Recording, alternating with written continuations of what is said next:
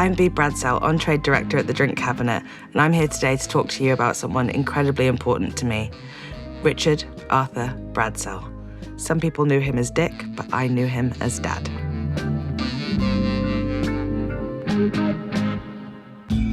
Growing up on the Isle of Wight, my dad had always been a bit of a rebel, probably too much for the small island.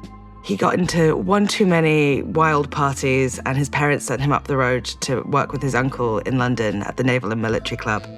They were going to teach him discipline and how to make things in a proper, rigorous way. How to make the perfect cucumber sandwich, pour a perfect glass of wine, learning the basics of beginnings of cocktails. He was living in an attic room, really finding his feet and getting to know the way things worked. His stories living in the attic room always reminded me of down and out in Paris and London.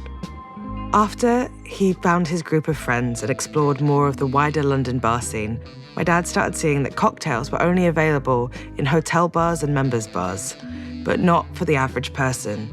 And that's what he set out in a letter to his parents that we've put in our book, that he wanted to make cocktails for the people.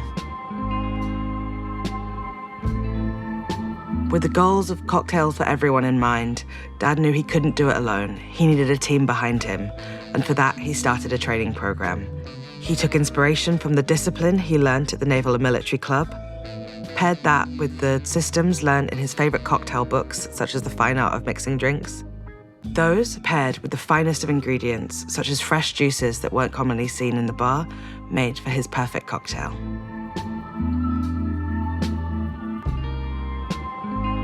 My dad knew that everything beyond the bar was just as important as the cocktails, music being a key part of that. His passion for music started as a young man growing up with some of the English beat, which led to him co-writing one of their songs, Twist and Crawl.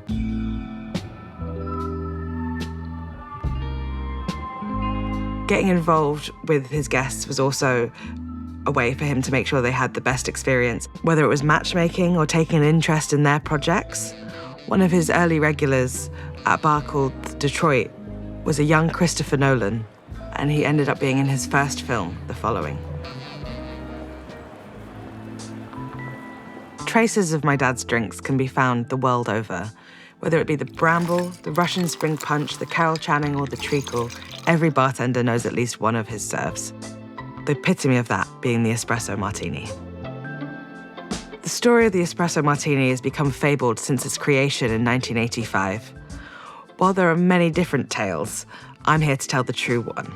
It is true that a model walked into the bar and asked for a drink to wake her up and fuck her up, but that's not the end of it. The reason that she was in Soho at the time, they were filming a David Bowie picture called Absolute Beginners, so anyone that was everyone was trying to be on Old Compton Street to get into the film, right where my dad's bar, the Soho Brasserie, was. So it made the natural place to drink after shooting. Who the model was a story my dad never told, but we know that it wasn't Kate Moss or Naomi Campbell because they would have been too young at the time. The cocktail's had a few different names over its history. It started life as the vodka espresso, eventually developing to become the Espresso Martini, with a short break as the pharmaceutical stimulant at Damien Hirst's pharmacy bar. My father's Espresso Martini recipe was something he worked on for about 15 years. It wasn't a drink made overnight. He knew he wanted Polish vodka because he loved the standards that they used for distillation. Biberova ended up being his choice. His favourite coffee was Illy, but the coffee liqueurs was something that he took a little longer to work on, with the final piece of the puzzle coming from Tia Maria. I often get asked what my dad would think about all of the variations of the Espresso Martini, and I know that it's something that he loved, often making twists with different spirits himself, like tequila or rum. Today, the Espresso Martini has become modern cocktail culture, with every bartender having their own take, and I think that's something my dad would love to celebrate and feel quite honoured by.